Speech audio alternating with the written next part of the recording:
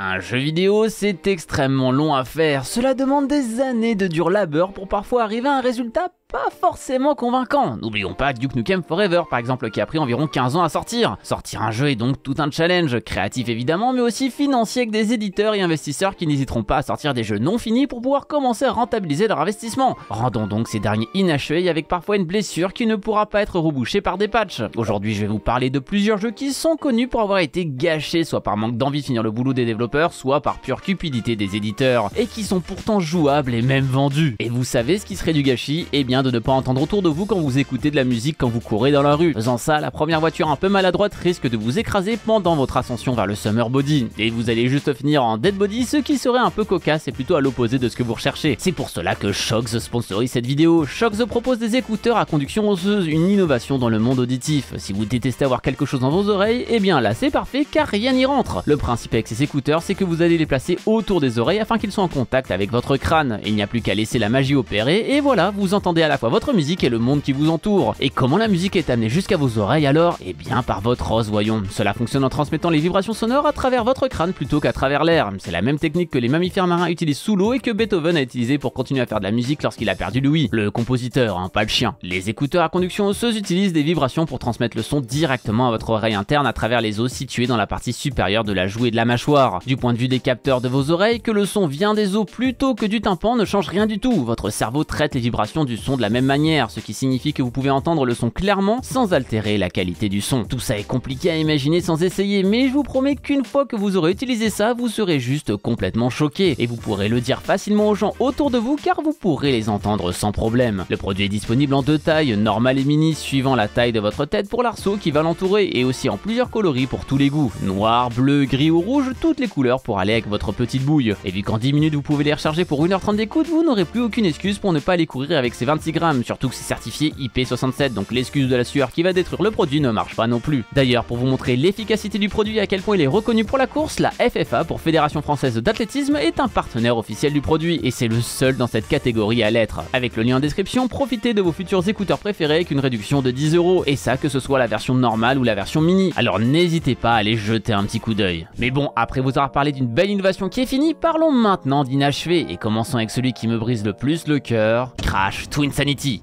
Crash Bandicoot avec une sacrée descente aux enfers lors du passage aux consoles 128 bits. Longtemps resté la mascotte officielle de Sony dans le but de faire du sale à Moustache Man au point d'aller venir le chercher en bas du siège de Nintendo pour lui casser les jambes, la mascotte appartenant à Naughty Dog a été revendue à Vivendi et a donc perdu son exclusivité Sony. Après 3 jeux de plateforme mythiques, un jeu de course incroyable, un party game sympathique, on a eu un 4ème épisode un peu plus moyen, La Vengeance de Cortex. Et en vrai il est sympa, hein, mais il casse vraiment pas 3 pattes à un canard et il est finalement assez basique, bien loin de la masterclass qu'était la trilogie originelle. Il a fallu donc innover et changer un peu la recette. Fini les niveaux, place à un monde un peu plus ouvert et surtout place à la folie pure. C'est ce que voulait être Crash Twinsanity, sorti en 2004 sur PlayStation 2 et Xbox, avec énormément d'idées neuves comme le fait de se mouvoir toujours et encore dans le même niveau qui s'enchaîne comme une réelle aventure, d'avoir une vraie complicité ami-ennemi entre Crash et Cortex, une bande son dantesque qui est facilement pour moi dans le top 5 des meilleures musiques de jeux vidéo, qui est créée par Spirals Mouse avec comme particularité d'utiliser 0 instrument. Tous les 44 morceaux proposés sont intégralement a cappella et vraiment il y a des pépites folles. Et pourtant le jeu a encore plus divisé que son prédécesseur car ce dernier était assez bancal. Gros problème de collision, son manquante sur certaines scènes de boss, bugs en tout genre, les bonus de niveau ne donnent pas d'extra comme s'ils avaient été rajoutés à l'arrache alors qu'avant ça permettait de débloquer de gros trucs dans les anciens jeux. On sent qu'il n'y a pas le même soin encore une fois que la trilogie originelle et le jeu est finalement pas mal passé à la trappe. On est en 2004, une époque où les jeux à mascotte sortent encore à l'appel et donc un jeu sympa sans plus, on l'oublie très vite quand à côté on a les Jack and Dexter ou Sly Cooper qui sortent. Mais ce n'est que quelques années plus tard que pas mal de choses ressortent sur tout ce qu'aurait dû être le jeu. En effet, internet s'est souvent donné la mission de chercher des bribes de jeux par-ci et là, et Twinsanity a toujours été dans le viseur. Après tout, dans le jeu on avait pas mal d'artwork dans les bonus qui n'avaient absolument aucun lien avec ce qui se passe dans le jeu. Et certes, il est très courant d'avoir des parties coupées qui ne finissent pas dans la version finale, mais là c'est d'un tout autre level. Il manque des pans d'histoire, par exemple Coco Bandicoot, la sœur de Crash qui revient de nulle part à un moment du jeu, et qu'on voit 5 secondes, et bien on devait avoir un niveau entier à se balader dans son cerveau en tant que Cortex. Sauf qu'ici, la seule bribe qu'on a, c'est l'écran de chargement du niveau, quelques sketchs de ce qu'aurait dû être la cinématique d'introduction, le dialogue associé et une vidéo de 11 secondes montrant très vite fait le niveau. Et ça, c'est juste une infime partie. Les gens ont fouillé à mort pour savoir ce qu'aurait dû être le jeu et on peut carrément retrouver des prototypes qui ont fuité avec par exemple une route alternative sur l'un des embranchements du jeu qui permettait de descendre dans des caves plutôt que de sauter sur ces chenilles bizarres là. Une fois fait, Crash aurait dû se défaire d'une armée d'insectes qui allait le suivre dans cette caverne, mais tout ça a été retiré comme tout ce qu'on a pu voir. Bref, du gameplay et du scénario ont jarté, ce qui a rendu le tout incompréhensible, alors imaginez toutes les autres choses qui étaient prévues à la base et qui n'ont jamais été découvertes. Et quand je dis que le jeu est inconsistant comme jamais, bah y a carrément des cinématiques où ils ont oublié de mettre les voix sur les personnages ainsi que les bruitages. Ouais, petit malaise. Embryo, get changed.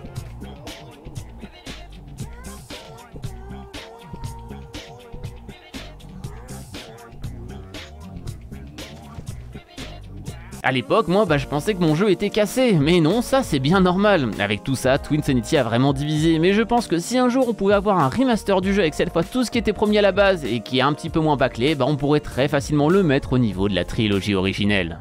Cube World.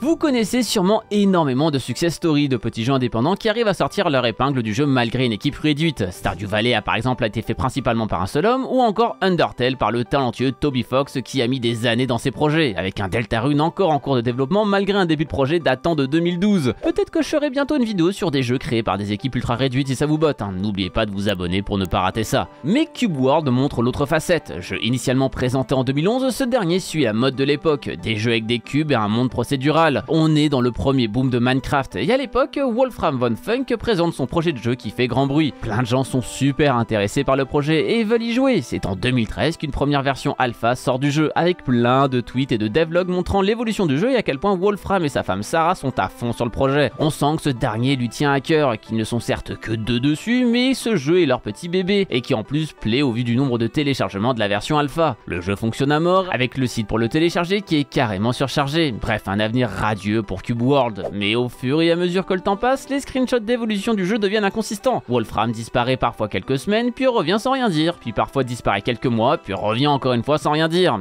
Bref, c'est assez étrange ce qui se passe. Les gens s'habituent et se disent que les deux travaillent juste à mort comme ça, donc tranquille. Mais un jour, plus aucune nouvelle et plus rien ne sort. Le dernier tweet sur cette alpha de la part du créateur est arrivé le 2 juillet 2017, et à partir de là, plus du tout de signe de vie. 2017 passe, rien. 2018 pareil, bref, ça sentait la fin de Cube World.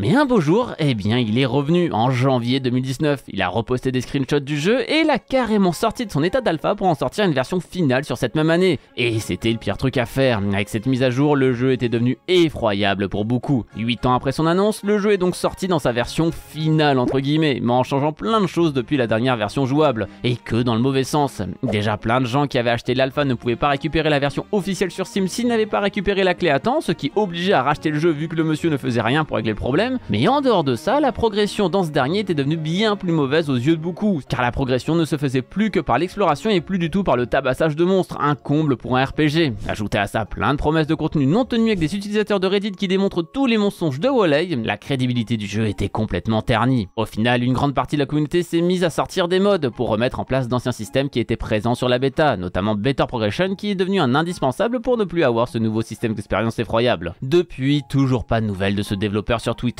concernant le futur du jeu, avec son dernier post datant d'il y a bientôt 3 ans maintenant, en septembre 2019, ce qui donne cette impression que le monsieur est revenu juste pour récupérer encore un peu de thunes sur son projet avant de complètement disparaître des internets, et en voyant que de toute façon, il ne pourrait pas réussir à satisfaire tout le monde au vu de l'attente qu'on avait de lui. Peut-être que le projet l'a complètement dépassé ou qu'autre chose est arrivé dans sa vie, on ne le saura jamais, surtout qu'à chaque fois qu'il revenait, eh bien il faisait comme si de rien n'était sur ses absences, ce qui rendait le tout extrêmement étrange. Les seules fois où il s'est expliqué, c'était lors de la sortie officielle du jeu ou quand son site avait carrément crash et il parlait d'anxiété et de dépression. Donc la théorie du projet qu'il dépasse est clairement la plus probable. Parfois certains utilisateurs recherchent ce qu'il fait et notamment on a vu qu'en mai 2002 il venait de sortir un son sur SoundCloud mais toujours aucune communication sur Twitter qui était son réseau phare. Cube World restera pour beaucoup un rêve inachevé de RPG ouvert.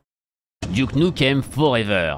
S'il faut définir jeu pas fini, c'est évidemment une image de ce jeu qu'on devrait mettre juste à côté. Alors on va pas trop en mettre non plus, hein. On se rappelle tous de comment la vidéo du joueur du grenier sur ce jeu s'est terminée, et il y a un peu la flemme de me faire démonétiser, je vous avoue. Duke Nukem est l'un des plus grands monuments du jeu vidéo, avec un premier opus sorti en 1991. Alors oui, hein, ça vous fait possiblement pas rêver, hein. Mais déjà, est-ce que vous étiez né en 1991? Et surtout, quoi que vous en pensiez, ce jeu est une réelle prouesse technique. C'est l'un des tout premiers jeux à avoir un scrolling du décor sur un ordinateur. Et perso, quand j'étais gosse, j'ai joué à mort à ce jeu. Ainsi qu'à Jazz Jackrabbit, hein. Ouais, lui je le cale juste comme ça, histoire de raviver quelques feels à certains qui regardent la vidéo. Derrière sorti Duke Nukem 2, toujours dans la même veine, puis Duke Nukem 3D, qui est lui aussi de son côté un banger incroyable. On peut se déplacer dans un environnement 3D dans lequel on peut carrément sauter. Ouais, ok, je m'extasie peut-être pour rien, mais par exemple dans Doom, on pouvait pas le faire. Donc par définition, c'est mieux que Doom. Oui, en 1996, il nous fallait un rien. Et je me rends compte en faisant cette vidéo que mes parents me filaient des jeux qui avaient déjà 10 ans pour m'occuper quand j'étais gosse quand même. Mais tout ça, ce sont de superbes jeux qui ont d'ailleurs eu des versions remaster depuis, donc super sympa. Mais Duke Nukem 4, lui, qu'on a plutôt préféré appeler Duke Nukem Forever, a eu un destin bien plus funeste. Le jeu était annoncé en 1997, juste après le 3D,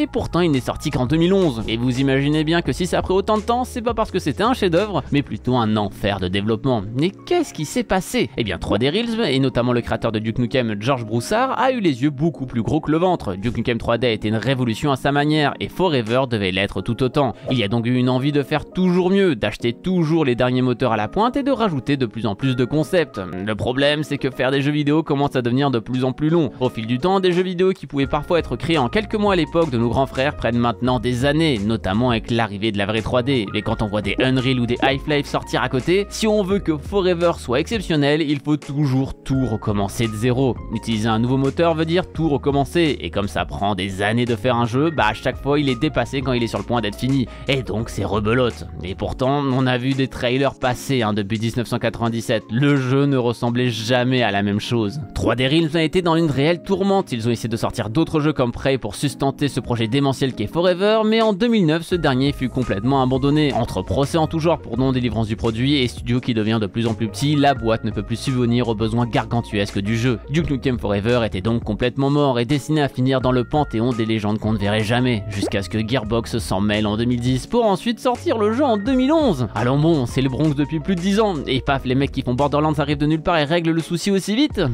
Du coup, est-ce que le projet a été une réussite en tenant compte des erreurs du passé? Bah pas du tout, hein. Plein de contenu a été mis à la poubelle et le jeu est sorti dans un état catastrophique. Très peu optimisé, un humour assez grotesque car Duke est très beau, et autant dans les années 1990 pourquoi pas, mais en 2010 ça passe vachement moins bien. Donc c'est compliqué, hein. La société, tout ça. Si on regarde les trailers du jeu de l'époque, est-ce qu'on est ressorti? Ouais, on voit clairement que le jeu est sorti uniquement pour faire disparaître la légende disant que Duke Nukem Forever serait toujours en développement.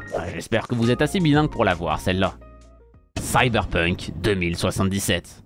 Évidemment qu'on allait parler de Cyberpunk sur une vidéo du style, c'était assez attendu. C'est vrai, après tout, ce jeu a été le plus attendu de tout bon fan d'ambiance Cyberpunk depuis 10 ans et le jeu était un sacré pétard mouillé avec des performances effroyables sur certains supports faisant passer le métavers Carrefour comme un jeu AAA à côté. Il faut savoir que CD Projekt, le studio derrière, n'en était pas à son coup d'essai dans ce genre de jeux vidéo qui sortent pas finis. Witcher 3 par exemple a été un peu pareil, au début rempli de bugs et pas du tout optimisé. Le jeu a tout de même fini par être l'œuvre d'art que l'on connaît aujourd'hui après bon nombre de patchs, étant reconnu comme étant incroyable par absolument tout le monde. Mais Cyberpunk, il en est où aujourd'hui? Car le jeu a 1 an et demi maintenant en ce milieu d'année 2022. Est-ce que toutes les promesses non tenues ont été rectifiées? Est-ce que le jeu tourne enfin bien sur une configuration qui coûte aussi cher qu'un bitcoin? Il faut déjà savoir pourquoi le jeu est sorti dans l'état pitoyable que l'on connaît. Ce dernier devait sortir avant Noël 2020 coûte que coûte pour que ça se vende super bien et fasse plaisir aux différents investisseurs du projet. Une pression folle a été mise sur le dos des développeurs et la société polonaise qui était connue pour être l'exception dans le monde horrible du crunch des développeurs a finalement fait exactement la même chose, perdant toute réputation. Pour ceux qui ne le savent pas, le crunch c'est faire bosser énormément les gens pour respecter une deadline au point de complètement outrepasser toutes les règles. Semaine de 70 heures, on reste au boulot jusqu'au lever du soleil et en général c'est pas forcément toujours payé et on se retrouve vite remercié une fois le jeu sorti. Compliqué. Le pire dans tout ça, c'est que malgré les critiques et malgré cette réputation, ils en ont vendu 14 millions sur l'année 2020. Bref, on râle toujours là-dessus, mais on achète sans vergogne. Pourtant, le jeu est effroyable techniquement, notamment sur les consoles PS4 4 et Xbox One où le jeu a énormément de mal et surtout il manque beaucoup de contenu par rapport à ce qui était promis. On sent que le jeu n'est pas fini et que malgré ses qualités monstres, on est passé à ça de la gemme pure. Après cette sortie assez mitigée, le studio a promis de faire des grosses mises à jour sur le jeu permettant d'enfin finir le jeu qui était promis à la base. Depuis, pas mal de choses ont été rajoutées, ce qui fait qu'actuellement nous sommes en version 1.52. Au final, ce sont surtout des promesses du début qui sont là maintenant, comme les appartements customisables ou des bouts de jeu qui étaient manquants. Mais faut pas se leurrer, tout ça n'est pas fait pour faire plaisir à ceux qui ont déjà acheté le jeu, mais plutôt pour ceux qui attendent de le faire en voyant que ce dernier est mis à jour. Et surtout pour vendre du DLC. En effet, sur cette fin de mois de mai 2022, du contenu sur le futur DLC qui devrait sortir en 2023 a fuité, montrant bien qu'il y a cette envie de rendre le jeu plus propre une fois que ce DLC sera sorti pour que tout le monde se dise « Ah bah c'est enfin le moment d'y jouer ». Ouais,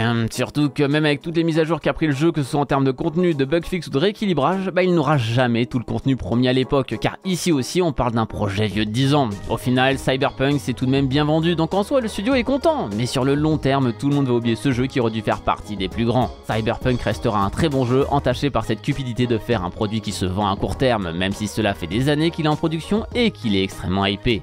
Bref, faire un jeu vidéo c'est clairement pas facile et c'est pour ça que je ne serai pas là à leur jeter la pierre comme dans le cas de Cube World, car on parle de projets dantesques s'étalant sur des années ici. Alors oui, quand c'est pour une histoire d'argent c'est toujours plus compliqué, c'est clair, mais aussi on peut comprendre que dépenser des sommes folles dans des projets sans retour sur investissement ça peut toujours faire peur et pousser à faire des mauvais choix. Heureusement qu'on peut vendre les jeux avant même qu'ils sortent maintenant, merci le monde moderne. Après attention, de nos jours vu que tout est ultra connecté, avoir un jeu non fini peut être rattrapé. Regardez No Man's Sky qui avait clairement une tronche de bêta à sa sortie qui a réussi à reprendre du poil de la bête depuis. Alors c'est clair que du côté de Crash Insanity, ça c'est mort c'est certain, mais pour un Cube World peut-être que c'est encore jouable. Et vous alors, c'est lequel le jeu que vous auriez adoré voir fini mais qui ne verra jamais le jour dans la forme sous laquelle il était prévu? Eh bien dites-moi tout ça en commentaire juste en dessous de la vidéo. J'espère en tout cas que cette dernière vous aura plu. Le pouce bleu de l'amour c'est le meilleur moyen de pouvoir mettre la touche finale à cette vidéo sans quoi elle sera incomplète. N'hésitez pas à partager cette vidéo à tous vos potes qui disent que faire un jeu vidéo c'est facile tout ça parce qu'ils ont passé 3 heures sur RPG Maker pour leur montrer que des déboires tout le monde en a. Et bien sûr le plus important si ce n'est pas déjà fait, abonnez-vous à la chaîne en cliquant sur le logo qui vient d'apparaître juste là. C'était Léo de la chaîne Techmaker et surtout n'arrêtez jamais d'apprendre. Salut!